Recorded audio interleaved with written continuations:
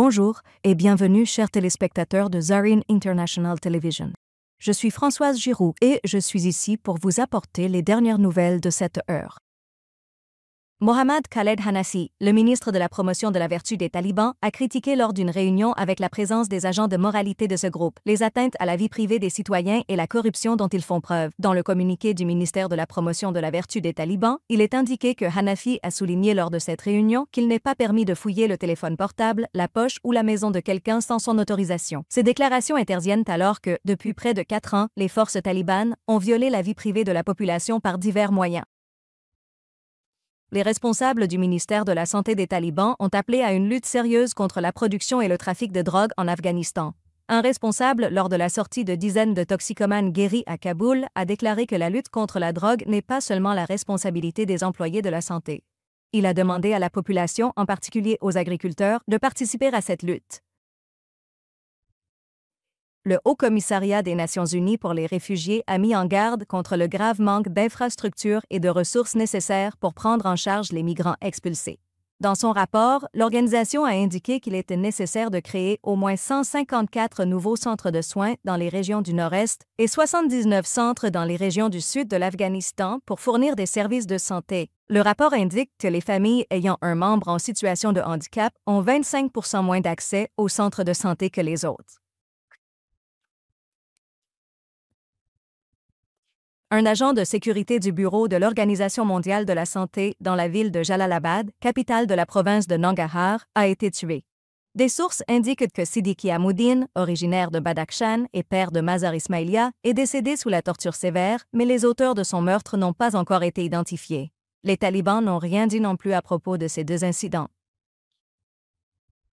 Et le Conseil de sécurité des Nations unies pourrait organiser une réunion sur l'Afghanistan au début du mois prochain. Mardi, la représentante spéciale du secrétaire général des Nations unies pour l'Afghanistan, Sima Bahous, la directrice exécutive de l'ONU Femmes et un autre haut responsable devraient finaliser leur nomination lors de cette réunion. L'octroi d'aides humanitaires à l'Afghanistan figure parmi les principaux axes de discussion de la prochaine réunion. Le tribunal spécial des talibans a déclaré plus de 1200 jiribs de terre de la ville de Kashkadir, dans le district de Surkhod, province de Nangarhar, comme appartenant à l'État. Selon le ministère de la Justice, le tribunal taliban a jugé non valides les documents présentés par les occupants. Zahir Kadir, ancien député, propriétaire de ces terres, est actuellement détenu par la police au Kenya. La Chambre de commerce et d'industrie d'Ouzbékistan a annoncé le voyage de son président en Afghanistan et sa rencontre avec des hauts responsables talibans à Kaboul et Kandahar. Selon les rapports, Jurandakabov a signé lors de ce voyage des accords concernant la transformation d'au moins 50 000 tonnes de coton et la production de produits textiles dans ces deux provinces. Le ministère des Affaires étrangères allemand a déclaré qu'il n'a aucun projet d'établir des relations politiques avec les talibans. Ce ministère a ajouté que les contacts avec ce groupe se limitent strictement au niveau technique. Cette prise de position fait suite à la récente rencontre de l'ambassadeur des talibans au Qatar avec le chargé d'affaires de l'ambassade d'Allemagne pour l'Afghanistan. Les talibans avaient qualifié cette rencontre d'étape cruciale vers la reconstruction des relations diplomatiques. L'Allemagne a souligné que les talibans constituent un régime brutal et dépourvu de légitimité internationale.